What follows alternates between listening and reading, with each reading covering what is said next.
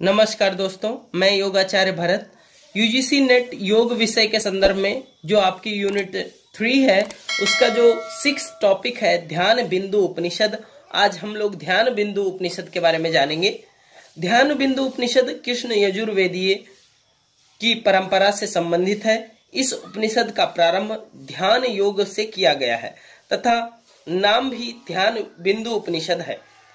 इससे स्पष्ट होता है कि इसमें ध्यान का वर्णन है और योग की विभिन्न साधनाओं का भी वर्णन इस उपनिषद में मिलता है। अब जानते हैं ध्यान योग का महत्व क्या है। पर्वत के समान अनेक योजन विस्तृत पाप समूह योग साधना से नष्ट हो जाते हैं। अन्य साधनों को से उनका नाश संभव नहीं है। ध्यान के अभ्यास से तुर्यातीत अवस्था प्राप्त होती है तथा परमात्मा का साक्षात्कार होता है। फिर बताया जाता है प्रणव का स्वरूप, जो आपके सिलेबस के अकॉर्डिंग है। प्रणव के स्वरूप को जानना है आपको ध्यान बिंदु उपनिषद के अनुसार। इसमें बताया गया है ओमकार रूपी एकाक्षर ब्रह्म ही सभी ओमकार रूपी एकाक्षर ब्रह्म ही सभी मुमुक्षुओं का लक्ष्य रहा है, अर्थात ओम ही ब्रह्म है। प्रणव के प्रथम अंश आकार में पृथ्वी, अग्नि, ऋग्वेद, भू तथा पितामह ब्रह्मा का लय होता है। प्रणव की द्वितीय अंश उकार में अंतरिक्ष, यजुर्वेद, वायु, भू तथा जनार्दन विष्णु का लय होता है। उकार श्वेत वर्ण तथा सतोगुणी है। प्रणव के तृतीय अंश मकार में धौ, स्वर्ग, सूर्य, सामवेद तथा महेश्वर शिव का लय होता है। मकार कृष्ण वर्ण तथा तमोगुण से युक्त है। प्रणव के ध्यान की विधियां इसमें बताई गई हैं। हृदय कमल में कणिका के मध्य स्थित ज्योति शाखा के समान अंगुष्ठ मात्र आकार के नित्य ओमकार स्वरूप परमात्मा का ध्यान करना चाहिए। यह प्रश्न बन सकता है कि इस उपनिषद के अनुसार, ध्यान बिंदु उपनिषद के अनुसार परमात्मा का आकार क्या बताया गया है। तो अंगुष्ठ मात्र आकार बताया गया है इस उपनिषद के अनुसार। कहां पे?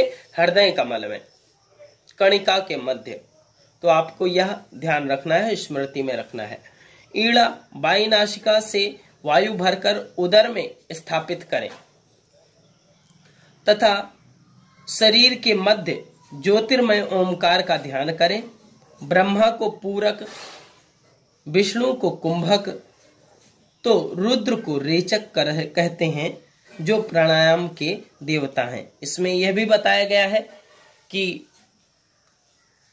विष्णु को कुंभक और रुद्र को रेचक कहते हैं और ब्रह्मा जी को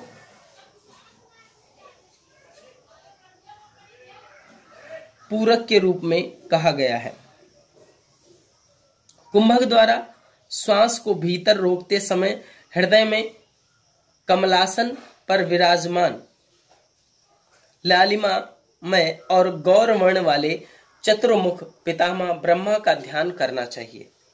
रेचक द्वारा श्वास छोड़ते हुए ललाट में शुद्ध स्फटिक मणि के समान श्वेत रंग के त्रिनेत्र युक्त कला रहित पाप संहारक भगवान शिव का ध्यान करना चाहिए।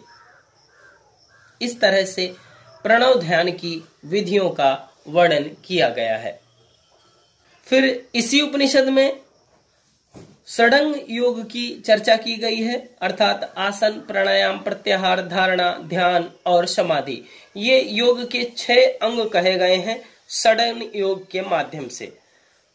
इसके बाद में जो आपका अंतिम टॉपिक है इस उपनिषद का, नादानुसंधान। कंठ का संकोचन करके लिंग का संकोचन करें, तत्पश्चात सुषुम्ना नाड़ी का संकोचन करें। सुषुम्ना नाड़ी के आश्रित वीणा दंड से उठने वाला अमूर्त नाद सुनाई देने लगता है, जैसे शंखनाद आदि के मध्य की ध्वनि सुनाई पड़ती है। इस तरह से नादानुसंधान का इसमें वर्णन किया गया है। इस तरह से यूजीसी नेट के सिलेबस के अकॉर्डिंग इस उपनिषद का आपका पाठ्यक्रम पूर्ण होता है। आपका बहुत बहुत धन्यवाद, आभार। हमारे YouTube चैनल योग जीवन को लाइक एंड सब्सक्राइब करें और साथ ही बेल आइकन को दबाएं ताकि आने वाली अगली वीडियो की जानकारी आपको मिलती रहे। धन्यवाद।